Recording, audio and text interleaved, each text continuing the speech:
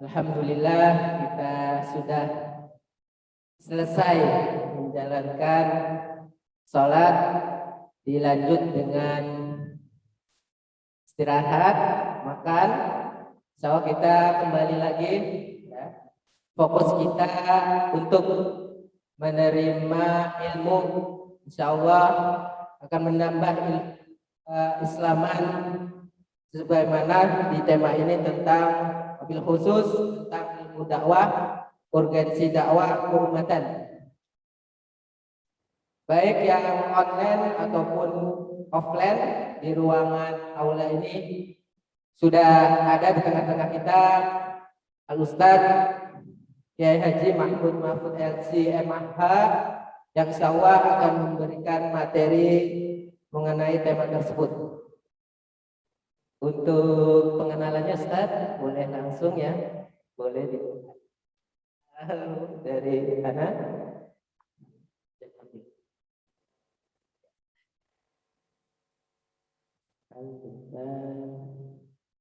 Bentar Ustaz, ini banyak banget. Luar biasa Ustaz Mahfud nih, pengalamannya luar biasa, cukup banyak sekali pengalaman dakwanya.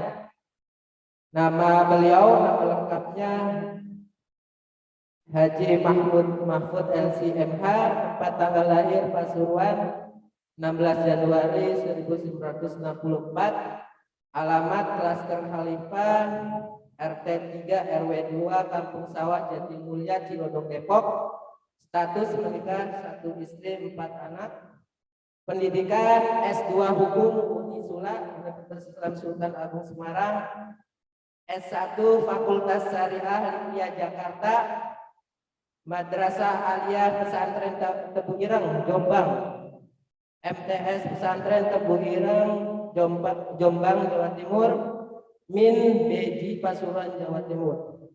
Pengalaman kerja pengasuh pesantren Tahfizul Albab Karanganyar Solo, dosen STIS Almanar Hutan Kayu Jakarta Timur, tenaga ahli DPR RI.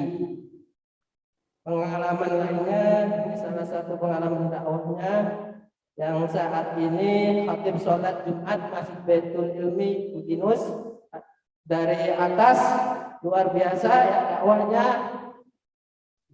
dari pengisi kajian agama di beberapa masjid dan kantor pemerintah swasta, safari dakwah Kalimantan Utara Desember Utara, safari dakwah Ramadan, safari dakwah di Padang, safari dakwah di Balikpapan, safari dakwah Ramadan di Korsel, dakwah Ramadan di Hong Kong, dakwah Ramadan di Australia, dakwah Ramadan di Sydney. Pengalaman bimbingan haji undangan kerajaan Arab Saudi, petugas haji, TP 4H, pembimbing umroh, dan yang lainnya.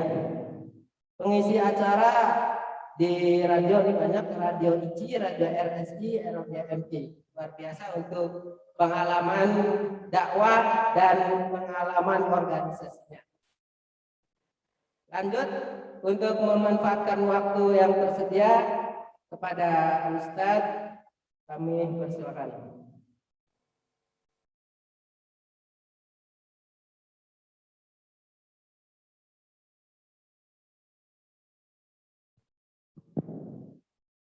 Bismillahirrahmanirrahim.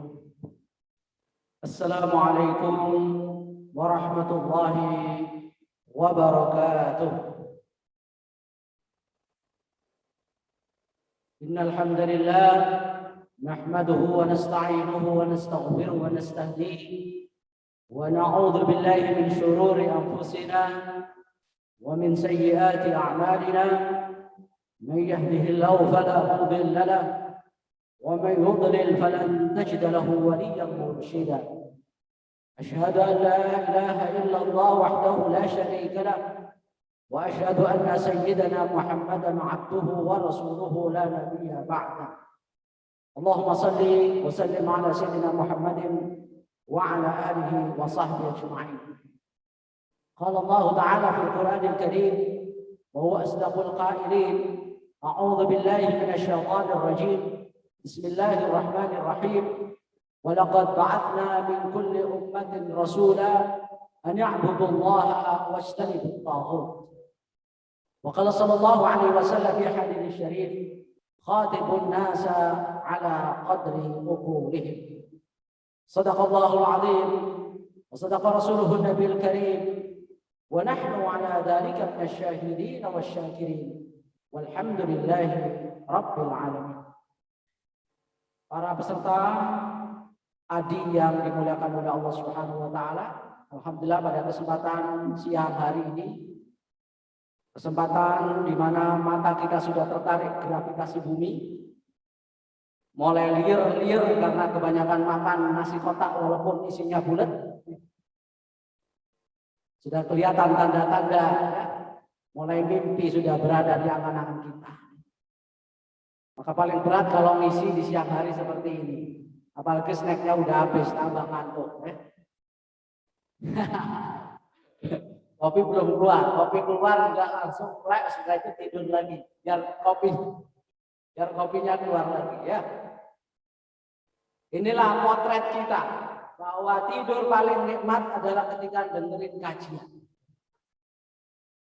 Apalagi yang khutbah Jumat ditinggal sendirian, jamaahnya pada tertidur kecuali pada saat qomat bangun sendiri. Nasib dai seperti itu ya.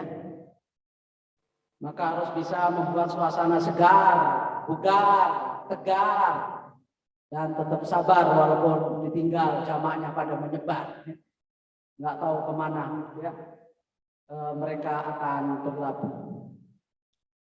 Pada kesempatan kali ini kita akan bahas satu tema yang saya kira bukan asing tetapi penting. Bukan sesuatu yang baru tetapi perlu. Dan saya kira tema-tema seperti ini sudah biasa, tapi mohon dan kita berharap materi ini berdampak luar biasa bagi kita. Dan ini bukan tema sensasi, tetapi mudah-mudahan bisa menjadi motivasi. Yaitu tentang urgensi dakwah keumatan. Seperti yang kita tahu bahwasanya Islam memang untuk umat, bukan untuk ummi.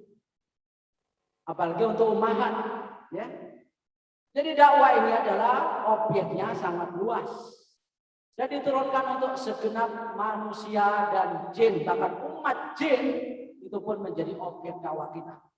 Silakan yang mendaftar diri sebagai dai jin ada peluang ya. Karena yang kita dakwai bukan hanya manusia, wa ma khalaqtul jinna wal insa. Antum ini masih diproyeksikan untuk al-insa. Itu saja masih kurang banyak. Ini dai-dai jin sudah ada. Pastinya ada yang ikut nih ya. Adi ini pendaftarannya melalui dunia maya ya. Dunia gaib, alam gaib. Enggak tahu ustaznya gaib apa enggak gitu. Karena dakwah ini adalah minasakalain. Al-jinnu wal ins. Kita saja untuk manusia belum fokus. Belum konsentrasi betul. Padahal Islam ini diturunkan untuk seluruh umat manusia, bahkan bukan hanya makhluk jin dan manusia. Rahmatan lil alamin, alam adalah ghairullah, adalah alam. Sehingga Islam ini adalah untuk kesejahteraan alam. Alam itu apa? Selain Allah ya alam, selain Allah itu ya ada sekitar kita ini. Ada tumbuhan, ada hewan, ya, ada manusia, ada jin, ada malaikat, ada segenap makhluk-makhluk yang ada. Itulah kehadiran Islam, ditunggu kehadirannya oleh umat manusia, umat jin, umat hewan, umat tumbuhan, dan umat-umat yang lain. Umat itu kan kumpulan. Itulah sebabnya kenapa kita dimunculkan oleh Allah Subhanahu wa taala menjadi golongan, menjadi kelompok, menjadi komunitas. Dan dai tidak bisa sendirian, harus membentuk komunitas. Itulah sebabnya Allah katakan wal takum minkum ummatun, bukan fardun, bukan wahidun, tapi harus jamaatun. Umat itu terdiri daripada person-person dan kader-kader dai. Karena diturunkan untuk umat maka harus segolongan dan sekelompok. Itulah sebabnya kenapa Rasulullah SAW tidak sendirian, dan seluruh sahabat, seluruh nabi tidak sendirian dakwahnya. Pasti punya pasukan, punya supporter, punya sahabat, punya teman, ya punya mitra dakwah. Kita lihat bagaimana Nabi Nuh juga bersama kaumnya, bersama sahabatnya yang naik perahu itu, sekalipun anak dan istrinya tidak ikut terlibat. Begitu pula Nabi Musa, qala ashabu Musa inna lamudrakun. Itu sahabatnya Nabi Musa dikejar oleh Firaun. Dia enggak sendirian. Begitu pula Nabi Ibrahim membentuk komunitas keluarga dinasti keluarga Ibrahim dengan 2 dan 4 istrinya, semuanya rata-rata menjadi nabi, maka pantas beliau disebut dengan Abu Anbiya. Apalagi Nabi Muhammad yang kita kenal sahabatnya banyak. Jadi dakwah keumatan ini sebuah keniscayaan. Karena dai-nya saja umat gitu. Wal takum minkum ummatun kuntum khaira ummatin. Maka kalau kita diturunkan sebagai umat tidak mengumatkan umat, ini sangat ironis. Karena dakwah bukan untuk personal. Dakwah ini adalah untuk seluruh umat manusia dan ini menjadi kewajiban kolektif. Sekaligus juga kewajiban personal sebagai manusia muslim. Karena manusia ini adalah diciptakan oleh Allah Subhanahu wa taala menjadi makhluk sosial yang nggak mungkin berdiri sendiri.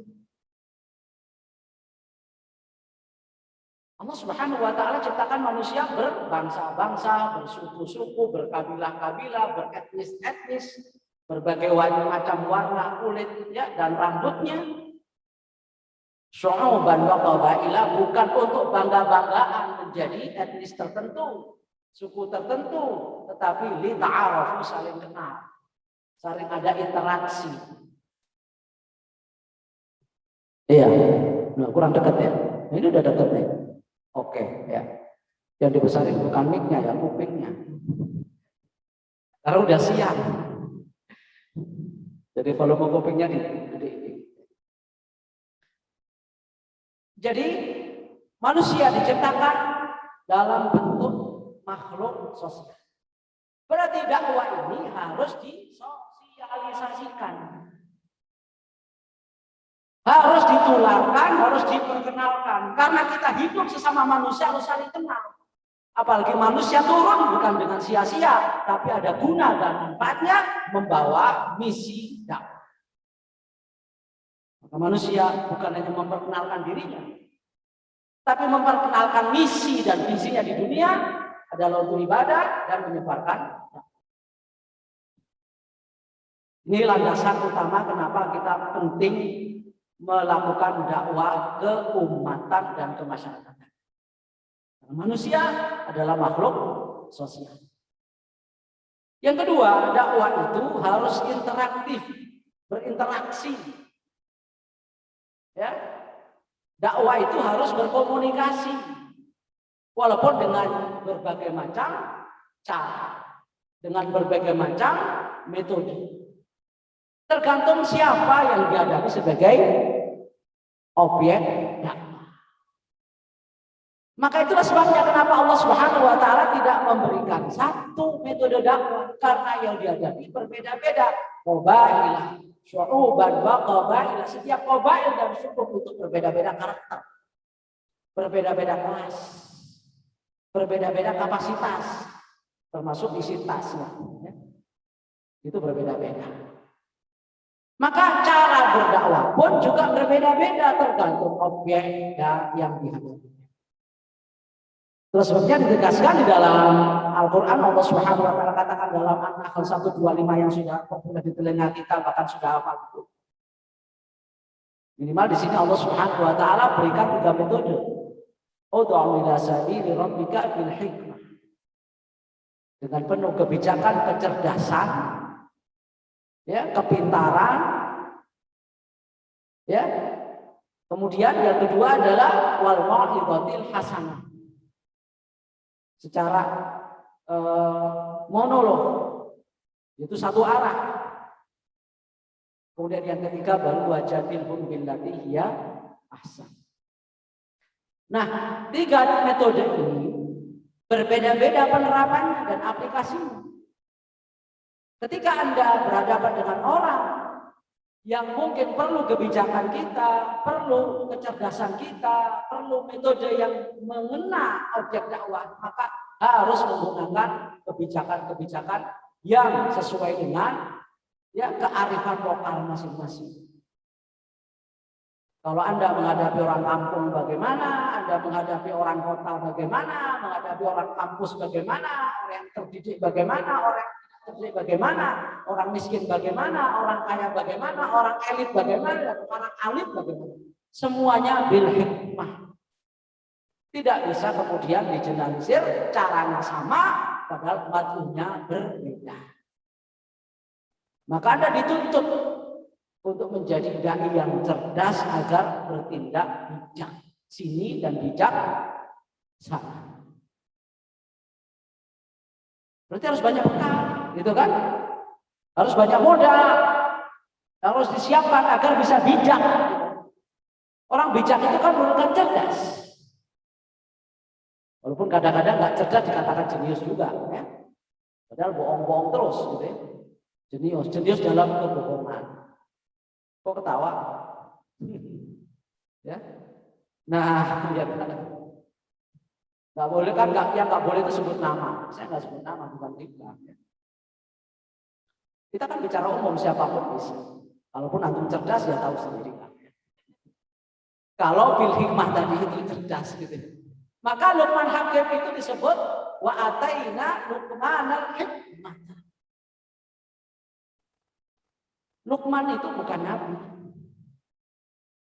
Luqman itu bukan rasul, tapi orang soleh yang cerdas. Walaupun nggak pernah kuliah di UI sampai profesor doktor seperti Kiai Haji Nur Wahidin tadi, yang gelarnya sudah hampir, kalau saya gelar tiker, gelar sarjana, ya.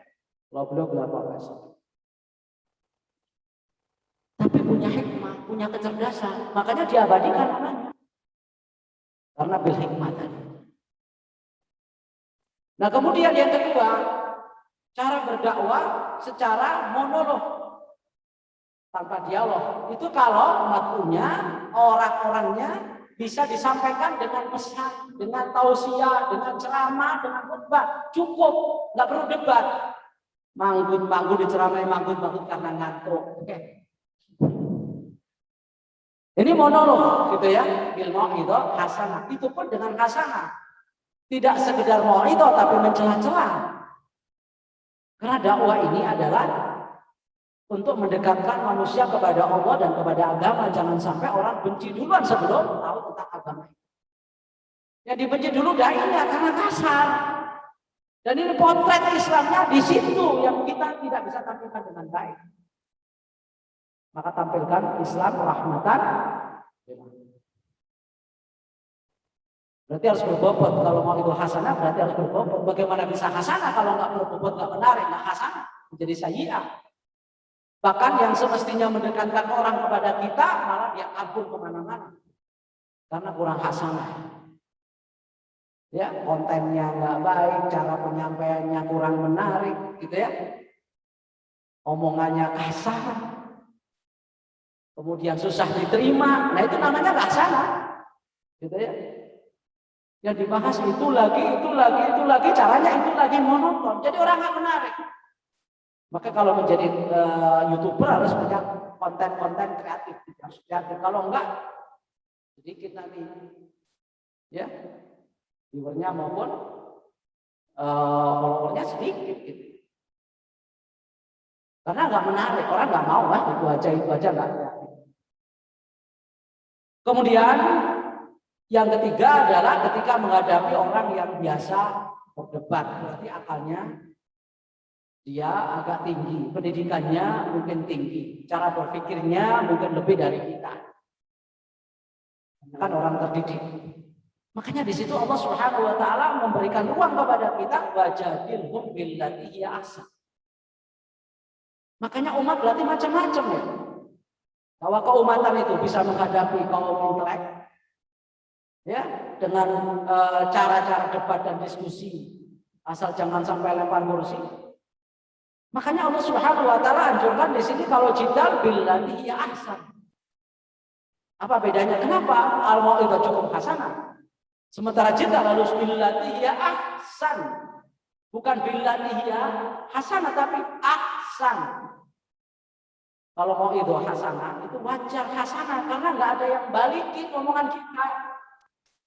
Orang manggut-manggut aja, terima apa adanya, gitu ya. Siapa yang mau bisa menentang kiai? Nggak ada. Di tengah-tengah ngomongnya nggak ada. Tapi kalau Anda bicara di kampus, berbeda. Maka caranya adalah billatihi ya ahsan. Tidak cukup dengan hasanah, tapi harus ahsan. Berarti Anda harus punya bekal untuk bisa berdebat, berdiskusi, berdialog dengan baik. Bahkan bukan hanya dengan baik, billatihi ya ahsan, dengan lebih baik. Karena biasanya orang itu kalau berdialog, kalau argumentasi yang keluar bukan dalil tapi kursi. Berdiskusi tapi sambil lempar kursi karena emosi, nggak punya argumentasi. Ya, maka caranya billatihi ya ahsan. Itulah kelompok-kelompok umat yang akan kita hadapi, dan itu merupakan objek-objek dakwah yang harus kita layani semua. Tergantung kita di mana medan dakwah. Oleh karena itu Rasulullah SAW menganjurkan kepada kita bahwa dakwah itu harus adaptif. Sesuai dengan objek dakwah, kalau kita di kalangan masyarakat tentunya kelasnya juga berbeda-beda. Maka nanti ada pelajaran atau fikih dakwah sudah belum? Belum ya? Belum. Fikih dakwah ini penting. Bagaimana cara Anda berdakwah? Anda harus ketahui siapa yang Anda hadapi. Kalau Anda menghadapi orang kampung-kampung yang perasa, nggak punya banyak akal, akalnya juga biasa-biasa saja, maka sentuh perasaan. Itulah yang dicontohkan oleh Rasulullah SAW dengan badui yang kencing di masjid itu kan, nggak pakai dalil-dalil Rasulullah SAW, nggak pakai ayat, nggak pakai hadis, nggak pakai apapun, nggak pakai logika-logika macam-macam, nggak usah tinggi-tinggi. Dia cuma mengatakan kepada, kalau kamu kencing di sini akan ganggu orang, bau kencingnya kemana-mana. Coba kamu bau kalau kencing, bau kencing sendiri dan bau sendiri, pasti bau, gitu kan? Itu disentuh perasaannya. Oh iya ya, ternyata kencing itu bau. Kalau saya kencing di masjid, pasti masjid ini akan merasakan gangguannya dan mengurangi kekhusyuan. Oleh sebab itu Rasulullah SAW mencegah para sahabat untuk membentaknya. Sebab dibentak ada dua kemungkinan, dibentak malah kabur lari kencingnya kemana-mana. Wah, kaget malah lari-lari gitu ya, keliling masjid sambil kencing. Makanya ada lari namanya lari berkencing-kencing karena kan. Dan itu bahayanya, mafsadahnya lebih besar. Atau kalau saking kagetnya tengah-tengah kencing mampet, kencing batu jadinya kan. Kata orang Jawa anyang-anyangan gitu ya. Rasulullah tidak menggunakan cara itu karena ini orang kampung nih, gitu ya. Orang kampung nggak bisa. Panggil Rasulullah, toilet bukan di sini, bro. Kalau bahasa kita ya, bukan di sini, mas. Di belakang sana, sebelah sini ya, toiletnya di sono. Ini tempat sholat. Coba kalau pas sholat itu akan sujudnya bekas kencingmu, apakah nyengir? Apa yang kemudian respon dari seorang badui yang tidak tahu tentang ilmu yang cukup tinggi, bahkan dengan dialog dan diskusi, dia marah kepada orang-orang yang membentak-bentaknya. Ya, dia marah. Allahumma arhamni wa Muhammadan wa la tarhamni ma'ana ahad. Ya Allah, rahmati kami dan Nabi Muhammad saja, yang lain lewat. Laknati semua. Kenapa? Kasar tindakannya, nggak bisa menjaga perasaan orang. Itulah cara Rasulullah SAW menghadapi umat yang seperti itu. Anda pun harus hadapi nanti kalau di kampung, di daerah terpencil. Karena tidak selalu di kota dan di perkampungan kan kita dakwah itu. Saya punya pengalaman beberapa tempat. Saya pernah di NTB dan itu naik truk, naik gunung Rinjani, tempat kampung-kampung. Di Cilacap itu saya berusukan di hutan mangrove, naik perahu kecil ketek sampai Nusa Kambangan. Ya, untuk menjaga jangan sampai diserang kristenisasi.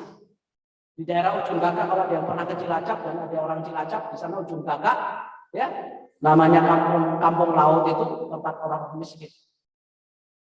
Itu orang miskin nggak bisa dengan dalil-dalil yang tinggi-tinggi, dengan cukup dengan perasaan disentuh. Ya, mereka juga manut kalau Diperhatikan kebutuhannya. Ya. Nah ini yang barangkali nanti pasti kita akan hadapi, dan itu adalah umat kita. Ya. Kemudian Anda harus sabar ketika berada di tengah-tengah umat. Karena di dakwah keumatan harus tahan banting, harus bisa menjadi bola bekel. Semakin keras bantingannya, tapi jangan seperti polisi yang banting mahasiswa, kejang-kejang. Ya. Walaupun cukup minta maaf. Ya. Itu harus sabar dengan tekanan, pressure, godaan.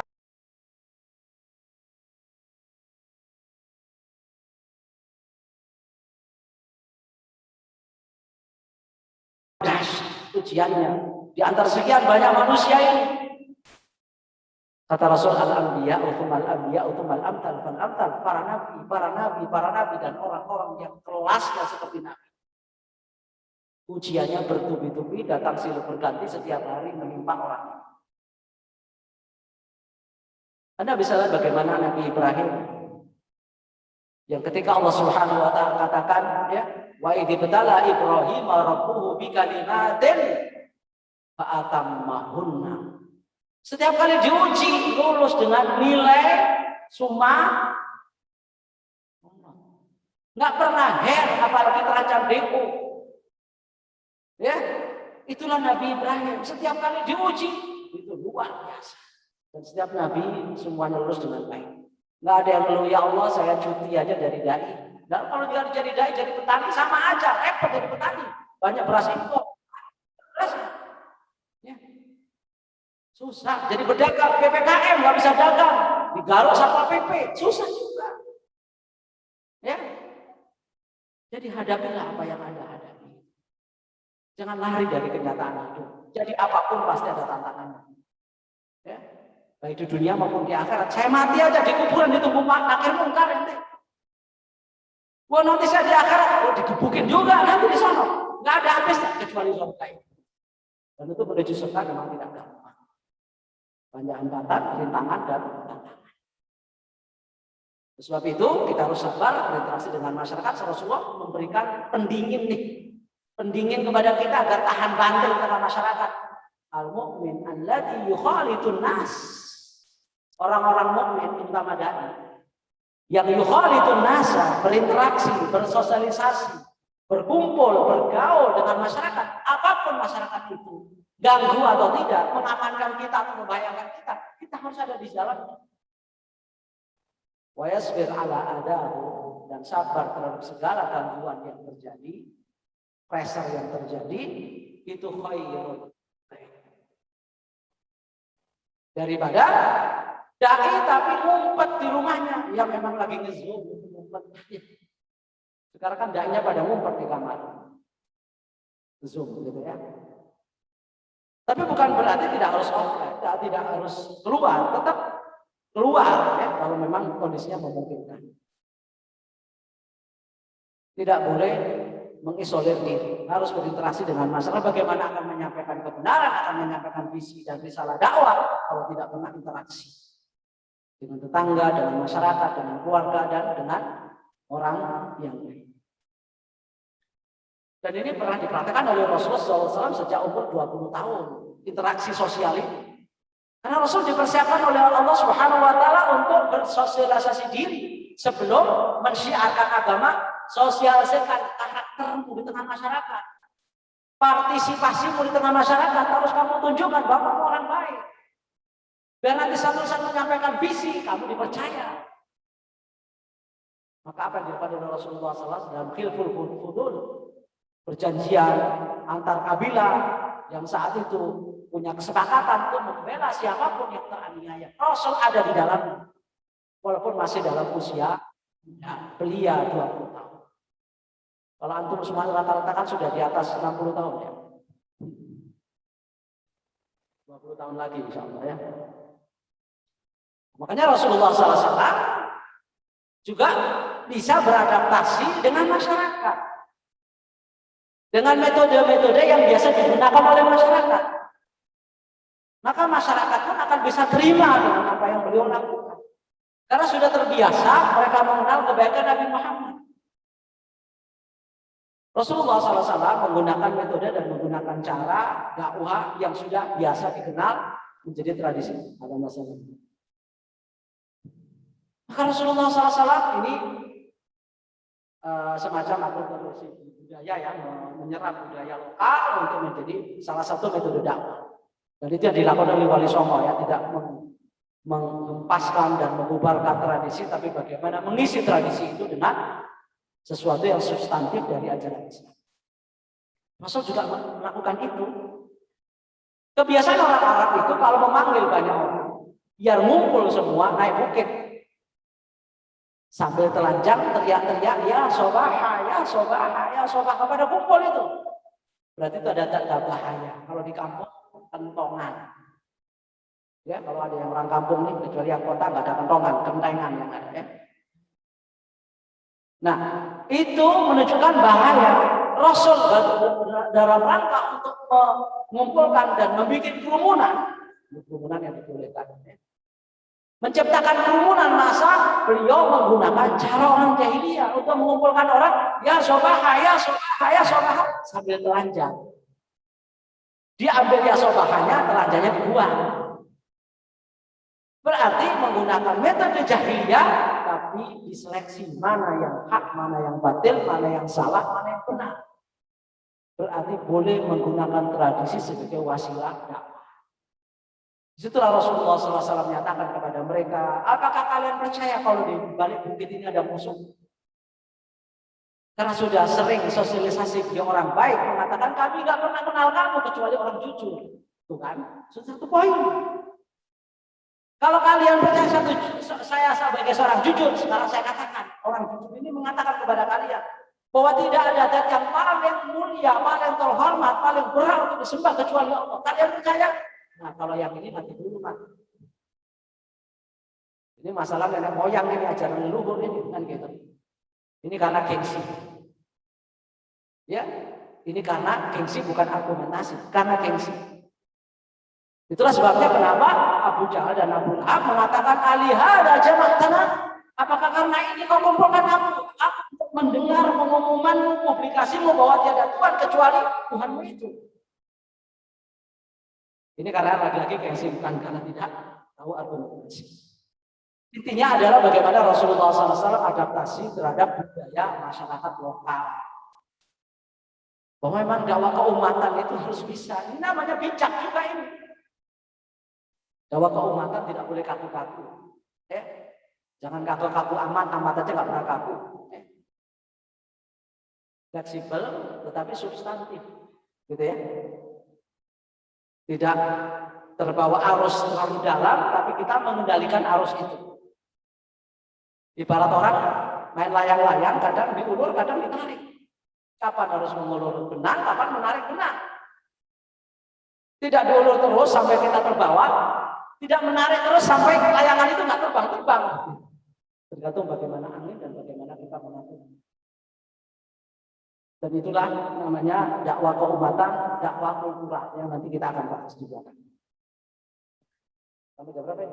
Kurang setengah jam, kurang 30 menit. Mestinya ini 2 jam, ya. Mestinya, tapi nggak apa-apa. Kemudian yang berikutnya, kenapa dakwah keumatan ini penting? Karena ada sebuah kaidah mengatakan al-'adah muhakkam. Bahwa adat itu bisa dijadikan dalil hukum sepanjang tidak bertentangan dengan hukum Islam. Gitu kan? Tradisi-tradisi yang ada di tengah masyarakat tidak boleh dibuang begitu saja. Saring, seleksi, pilih dan pilah mana yang murni dan sesuai dengan ajaran Islam. Kalau enggak, ya kita buang pelan-pelan. Lalu yang tidak Islam itu diisi dengan ajaran yang Islam. Dan itu yang dilakukan oleh dakwah para wali songo kan begitu, mengisi budaya yang ada dengan nilai-nilai keislaman dan norma-norma. Di belakang nanti ada beberapa contoh. Jadi al-'adah itu muhakkamah sudah ada. Ya, kaidah itu membuat kita lebih fleksibel dan lebih longgar, elastis ajaran Islam. Ya. Dan itulah menjadikan Islam bisa diterima kapan saja dan oleh siapa saja. Al-masyaqqatu tajlibu taysir. Bahwa kesulitan itu bisa mendatangkan kemudahan. ad-daruratu tubihul mahdhurat, dalam kondisi darurat bisa menghalalkan sesuatu yang terlarang. Itu semuanya menunjukkan elastisitas ajaran Islam. Kita itu datang udah kaku, udah baru ngaji kaku lagi, dibuang sama orang, nggak didengar. Ya, ini kaku amat nih, baru pendatang baru ngaji satu kitab aja udah kaku banget dia. Yang ngaji kitabnya banyak nggak kaku amat, karena orang itu kalau banyak pengetahuannya tentu banyak piknik. Kalau kurang piknik ya, karena pikniknya satu tempat ya itu aja itu doang. Maka banyak baca biar punya wawasan menjadi orang bijak. Orang bijak itu tanda cerdas, tanda berwawasan. Kalau enggak ya itu lagi dan begitu lagi. Ya. Dakwah ini adalah harus menghilangkan kemungkaran dengan cara ma'ruf. Jangan sampai menghilangkan kemungkaran dengan kemungkaran baru, gitu ya. Kita ini kan amar ma'ruf nahi mungkar, tapi cara menghilangkan nahi mungkar dengan ma'ruf. Jangan sampai ingkar mungkar bil mungkar. Nggak bisa diterima, ya. Maka setiap adat dan tradisi masyarakat yang masih bisa ditolerir itu bisa dipakai, bisa digunakan, bisa menjadi wasilah kita. Mentang-mentang ini nggak ada ajarannya, nggak ada tuntunannya. Tadi pagi saya mengisi di Masjid Al-Ikhlas di daerah Depok 2 subuh tadi. Dan saya berangkat jam 3, makanya sampai ke sini saya belum istirahat. Saya agak rebahan dikit tadi ya. Jadi ini belum belum ganti baju ini, belum bermandi. Tapi alhamdulillah masih pakai minyak wangi jadi tetap wangi ya. Bahwa tadi ada yang bilang, bagaimana kalau kirim Fatihah Ustaz? Boleh nggak? Ini kan tradisi masyarakat kirim Fatihah. Gitu kan? Saya jelaskan bahwa tentang hal itu ada khilafiyah di kalangan dari 4 mazhab itu memang berbeda pendapat. Jangankan kita, mazhab dulu yang lebih pintar dari kita sudah khilaf. Apalagi kita nggak pintar, lebih banyak khilafnya. Kalau nggak mudeng, nggak tahu, gitu kan? Nggak paham.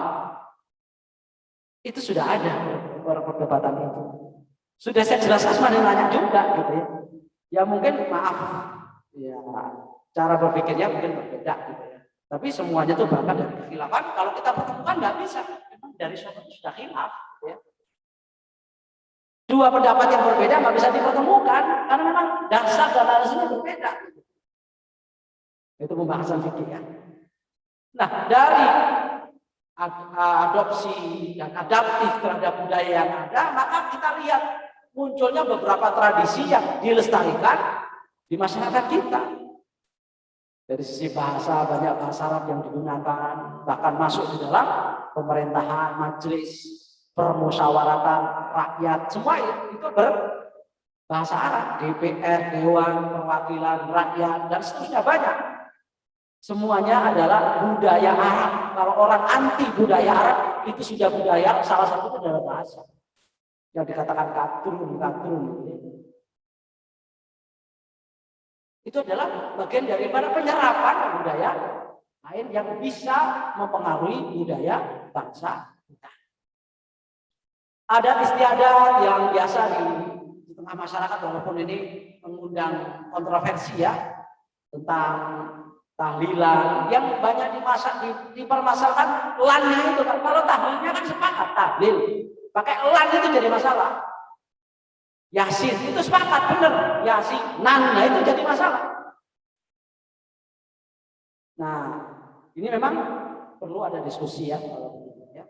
Tetapi tidak boleh kemudian kita katakan Wali Songo sesat. Nah, kalau Wali Songo sesat kita jadi seperti ini adalah berkat Wali Songo. Ya. Nah, itu sebabnya harus cerdik, pandai dan bijak dalam menghadapi sesuatu.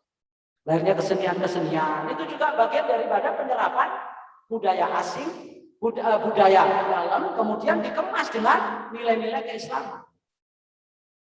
Jadi itu pengaruh daripada budaya lain juga akhirnya bercorak Islami. Kemudian untuk masjid dan segala macam itu adalah bagian. Kadang kalau kita lihat Menara Kudus, ya itu adalah seperti candi kan.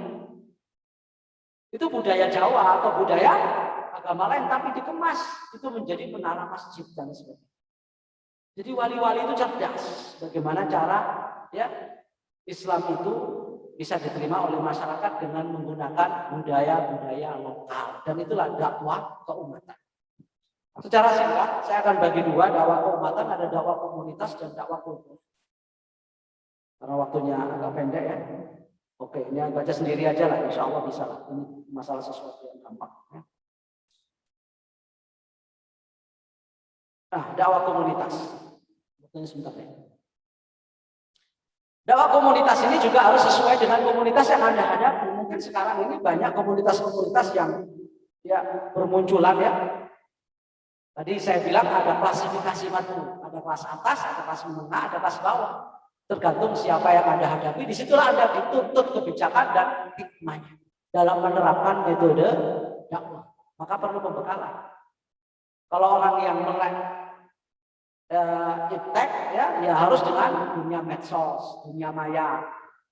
Kalau yang nggak melek itu ya jangan pakai dunia maya, orang nggak paham, HP aja nggak punya, gitu. Apalagi kuota. Itu susah untuk diajak melalui metode dan cara-cara menggunakan internet. Bahkan jaringan internet saja nggak ada. Maka Anda harus bisa menyesuaikan diri dengan masyarakat yang ada. Langsung saja ini ya sekarang ya dakwah komunitas virtual itu ya sekarang yang digital seperti yang saya sampaikan tadi ada 175 juta penduduk Indonesia menggunakan internet itu. Setiap harinya menggunakan internet itu 4 sampai 6 jam setiap hari dan masih banyak ruang kosong yang bisa diisi. Ada bisa, maka dai harus punya FB, punya IG, punya Twitter, apalagi? Ya, itu penting. Ya. Sekaligus itu kasbul ma'isyah. Ya. Dan itu bisa dapat Aisyah. Nah, seperti Ustaz Syam itu kan dari TikTok akhirnya dapat Nabila. Ya. Nabila atau siapa? Ya. Itu dari TikTok kita gitu ya. Nah Anda, ini dakwah komunitas. Ya, dakwah komunitas yang harus digarap. Antum orang-orang muda saya kira sudah mampu. Ini juga dakwah keumatan sesuai dengan kaum milenial, generasi Y, ya, generasi Y. Apalagi nanti kita menghadapi generasi Z, 90 sampai 2010 itu generasi Z. Kalau saya sih generasi apa ya? Generasi X ya, 65 sampai berapa itu? 80. Ya, 65 sampai tahun 80 itu adalah generasi X yang baby boomers itu kan 46 sampai 64. Ya. Nah, saya di tengah-tengah itu antara baby boomers sama generasi Y ya. Walaupun nggak jadul-jadul amat gitu ya, nggak daftar yang menyesuaikan diri ya. Itu komunitas yang harus dihadapi ya dari generasi-generasi masa kini. Kemudian ada komunitas khusus yang biasa goes, yang biasa motor gede, yang punya motor gede gitu ya. Atau kalau nggak punya motor gede, bikin aja komunitas motor kecil. Bukan moge tapi mocil gitu ya. Ya kan mau motor gede banyak orang. Itu mocil ya bikinnya. Nah, itu bisa menjadi ladang dakwah kita karena sesama hobi itu biasanya ketemu. Makanya orang itu harus dipertemukan dengan hobi yang sama. Insya Allah akan ketemu. Kalau Anda mendakwai orang-orang yang suka seperti itu lalu Anda tidak beradaptasi dengan mereka, mau mendakwai orang-orang yang suka moge tapi Anda nggak punya moge, lalu bonceng terus ente, ya? Nggak bisa, nggak setara, nggak sejajar. Gitu. Maka sesuaikanlah kita dengan mantu yang kita hadapi. Kalau para pejabat ya gaya pejabat lah. Kalau Ustaz Mukhlis ini pejabat. Ya. Nah, begitu pula kalau dengan orang kelas menengah, posisikan kita seperti orang menengah. Ya pinjam mobil lah kalau nggak punya mobil, kalau ngisi tempat-tempat yang agak sedikit terhormat, jangan motor butut lagi, mogok di jalan mana Ustaz. Gitu. Amplopnya ntar Ustaz ya, jangan sekarang loh, bensinnya habis loh. Ya. Anda harus punya izah gitu ya. Rental banyak sekarang gitu ya. Wah punya motor, karena di kantor aduh elit lagi. Mau motor butut di tengah jalan mogok, bensinnya habis. Aduh, payah nih Ustaz. Kiri juga kiri, jangan terlalu Ustaz. Maka kita tunjukkan agar kita juga dihormati. Walaupun kadang-kadang ini menarik simpati dan empati matu kita. Saya punya pengalaman waktu saya masih di Solo tahun 94 sampai 2004 ya. Itu saya pernah ngisi para pengusaha kayu Kalimantan, para dokter, juragan, Pertamina. Memang saya nggak punya, waktu itu kan belum ada rental, mau pinjam siapa, mobil gitu kan. Saya ngisi kehujanan pakai motor, nggak butut-butut amat sih, tapi kehujanan. Semua matunya, objek dakwahnya mobil semua berderet. Saya datang kehujanan basah, pakai motor lagi. Itu satu-satunya jamaah yang pakai motor cuma saya. Parkirnya di pinggir sono. Yang lain mobil semua. Matunya orang kaya, orang elit. Sementara saya dari kalangan orang elit. Itu kan saya nggak menyesuaikan diri. Tapi ini membuat simpati. Pulang-pulang dibawain mobil. Ustaz, kasihan amat. Nah kalau antum ingin dikasihani begitu mungkin bisa. Ya. Saya pulang saya ada 3 mobil nih Ustaz. Terus kenapa? Tinggal motornya bawa mobil. Lalu gimana membayarnya? Terserah Ustaz, gitu kan? Saya nggak pernah minta, itu Allah yang mengirim hati orang digerakkan dibawa mobil. Bisa ditiru nih. Kalau pengen bawa mobil. Ada doa khusus itu, ada doa khusus itu. Tapi saya tidak punya niat untuk dikasihani orang itu, nggak punya. Punyanya cuma itu. Gitu ya. Ini komunitas orang kaya. Sampai pada akhirnya suatu saat salah satu jamaah ini ketua pengadilan negeri, pengadilan agama, datang ke rumah saya biasalah, maklum RSS, rumah susah selonjor. Dan sangat sederhana susah selonjor, tipenya kecil, nggak ada kursinya. Datang orang ini dakwah komunitas yang kadang-kadang kita tidak bisa menyelesaikan diri. Tahun ya 90-an, orang datang ke rumah saya itu melihat rumah saya, Masya Allah dan innalillah. Saking sederhananya. Dia bilang apa? Saya malu. Kenapa? Ustadz ini memalukan. Kalau ngaji di tempat-tempat orang kaya, rumahnya kayak begini, saya malu. Udah ini, saya kasih duit, bongkar ini semua, renovasi. Gitu. Malu waktu masih cicil sampai mencicil, ya, belum lunas. Saya disuruh untuk melunasi dan dikasih uang. Sebagai seorang dai harus jaga gengsi, jaim dikit gitu ya.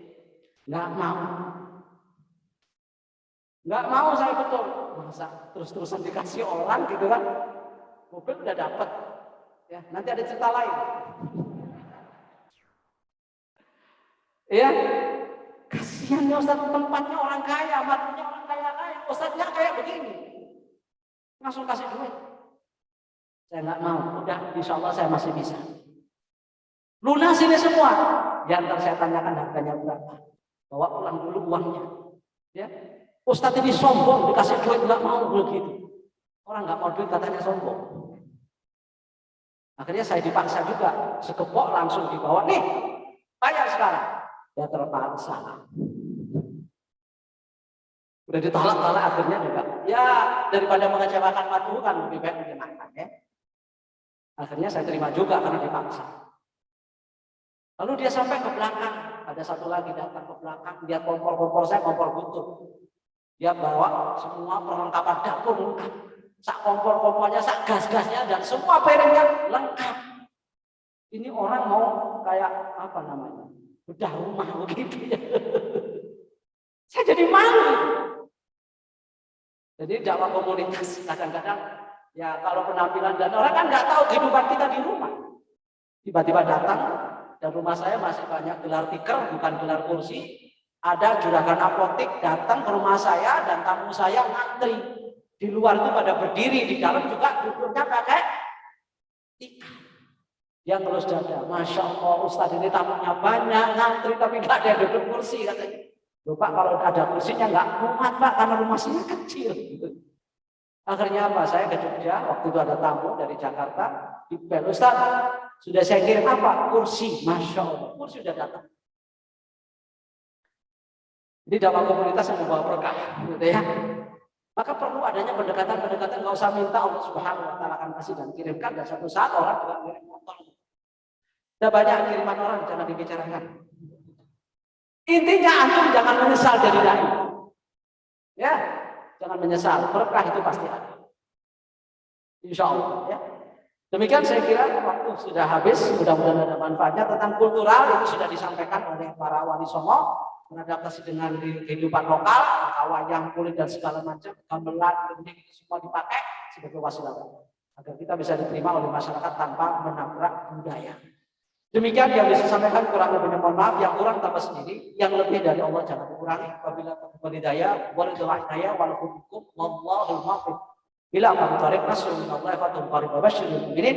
Assalamualaikum warahmatullahi wabarakatuh. Waalaikumsalam warahmatullahi wabarakatuh. Jazakumullah Ustaz Mahfud yang telah menjelaskan begitu luas mengenai tema urgensi dakwah keumatan. Semoga peserta ADI yang ada di offline ataupun Zoom bisa menerima ilmu dari Ustaz Mahfud. Sebelum ke pertanyaan, di sini saya ada terima kasih kepada para sponsor yang telah mendukung jalannya agenda ADI ini. Terima kasih kepada Pemkot Depok melalui Wali Kota Dr. Idris, Jasa Amanah Takaful melalui Ustadz Abdurrahman, Jakarta Sukses, JIS Indosat, Basnas Depok, MT Telkom, DKM Al Muhajirin, KPP Madya Jakarta, Ruang Baik, Yayasan Khadimul Ummah Madani, BDI Pertamina, RU 5 Balikpapan, TSB, Sabun Bidara Emirat, NF Peduli, Sekolah CS Kor, Yayasan Sahabat Quran, Pas Kurma, Warung Sambal SS, King Nasi Bakar, Optik Rahman, Gazi Bookstore, YPI Khidmatuna, Susu Nasional, dan MT Telkom Grafari. Terima kasih semua sponsor yang telah mendukung jalannya agenda ADI Porda ITB Yayasan Inspirasi Cendekia Depok. Untuk selanjutnya dibuka sesi pertanyaan untuk offline dan sesi pertanyaan untuk online. Boleh yang online? Boleh. Assalamualaikum. Nanti saya bacakan. Untuk yang offline, boleh yang lainnya? Ada? Wah, langganan nih Ustaz nih kayaknya yang bertanya. Monggo.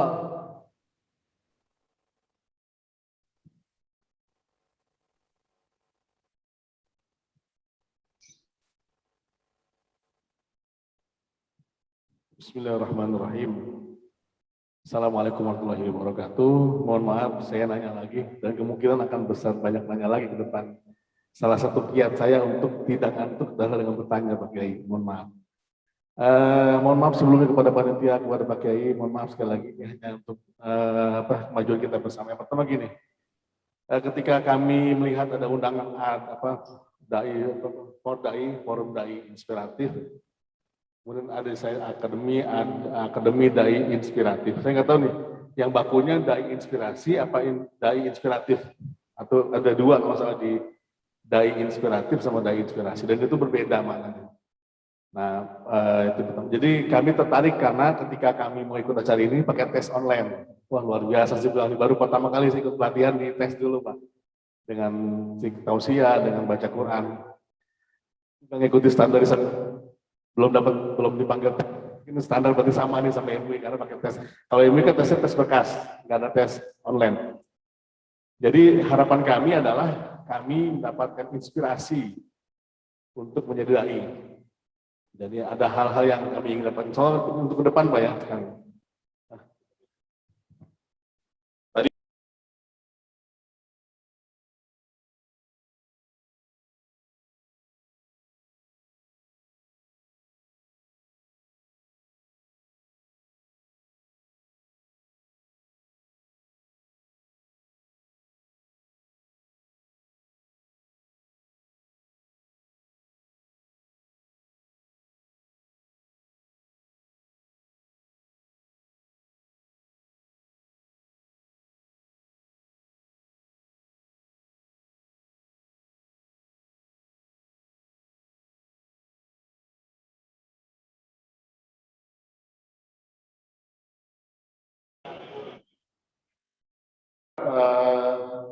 tadi belum sebetulnya acara materi ini cukup dua sehari, cuma 2 materi udah cukup. Yang penting dalam gitu. Tadinya pikir gitu.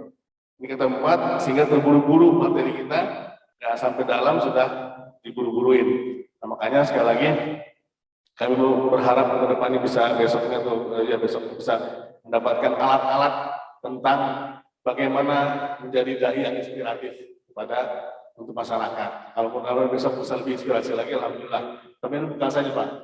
Yang kemudian ketika kami tanyakan tentang tadi Pak Kiai sudah sampaikan, artinya saya mau tahu bisa jadi inspirasi bagi kami adalah ketika Pak Kiai menyampaikan kata-kata narasi yang bagus tadi, yang berurut, ya. Nah itu apakah perlu latihan atau perlu banyak baca gitu ya, sehingga bahasanya begitu-gitu tuh. Nah itu yang menjadi inspirasi sebetulnya. Kalau materinya ya mohon maaf, mungkin pribadi yang lain mungkin apa enggak, ya sudah kami dapatkan gitu Pak ya. Makanya mungkin saya juga guru SD, kalau dalam waktu juga kedua saya pernah jadi marketing, dalam bahasa ilmu komunikasi itu ternyata yang paling besar proporsinya adalah bahasa tubuh, sementara intonasi bahasa lisan itu hanya 20%, selebihnya adalah bahasa tubuh dan intonasi barangkali yang bisa mempengaruhi orang lain. Kan dakwah itu bukan orang lain ya. Nah itu yang kita berharap para pembicara besok, materi mungkin biasa atau tadi Pak Kiai udah bilang ini materi lama tapi apa tadi bahasa saya nggak paham, tapi ini menginspirasi bahasanya. Nah, berharap pemelaksanaan kedepannya para pembicara bisa lebih ini. Mohon maaf sekali lagi mohon maaf supaya mohon maaf ini menghilangkan ngantuk aja Pak Tuhannya. Terima kasih. Iya, jadi mungkin perlu materi metode dialog gitu ya, maksudnya ya. Metode diskusi, itu mungkin nanti menjadi satu masukan bagi panitia, bagaimana diskusi, bagaimana dialog yang baik, lalu apa saja yang harus dipersiapkan dari seorang dai agar dialognya mumpuni dan bisa diterima oleh objek dakwah secara baik. Itu mungkin ada pembahasan sendiri ya, metode dialog dan diskusi. Mungkin belum masuk ya? Belum ya. Nanti mungkin di materi lain ada apa? Ada fikih dakwah, ada retorika dakwah, itu nanti tunggu tanggal mainnya ya. Kalau saya jelaskan sini karena bukan menjadi porsi saya gitu ya. Berarti nanti saya ngambil jatah orang gosok gitu ya. Soalnya jatah amplopnya juga beda gitu. Amplopnya nggak tahu ya. Tentang bagaimana cara menyusun kata-kata, saya kira itu biasa aja karena mungkin kita seperti guru kan karena sering ngajar ya. Ambil aja kata-kata yang menarik yang membuat orang nggak mudah bosen dengan kata-kata itu. Susun aja. Saya otomatis saja improvisasi. Kira-kira apa yang bersajak saja itu pakai aja gitu ya.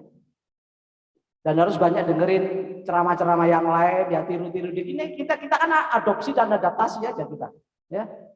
Tiru Zainuddin MZ, tiru siapa, itu bisa diambil beberapa kata-katanya yang bisa kita olah lah, kita kembangkan sendiri. Dan gaya saya seperti ini mengadopsi dari beberapa guru saya.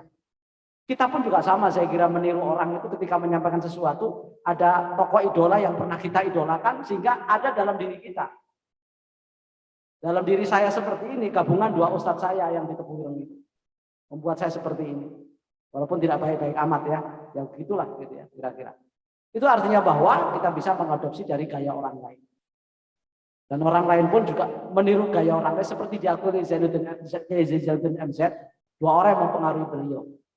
Salah satunya adalah Kiai Haji Dam Khalid. Ya kan?